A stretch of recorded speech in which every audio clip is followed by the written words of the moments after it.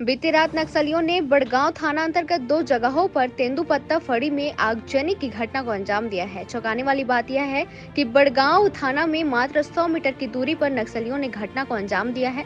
आगजनी से 150 बोरी से भरे तेंदुपत्ता जलकर खाक हो गई है। प्रत्यक्षदर्शियों के अनुसार 8 से 10 हथियार बंद नक्सली यहां पहुंचे और सबको उठाया और तेंदुपत्ता को आग के हवाले कर दिया और लाल सलाम जिंदाबाद के नारे लगाते हुए भाग निकले। पूरी घटना रात्रि करीबन 12 बजे की है। इसके अलावा मासूर में रखे तेंदुपत्ता भी आगजनी हुई है, जिससे करीबन 50 बोरे आग के हवाले हो गए हैं। घटना की जानकारी होने के बाद बड़गांव थाना प्रभारी लक्ष्मण केवट अपने जवानों के साथ घटना स्थल पर पहुंचकर घटना का जायजा लिया।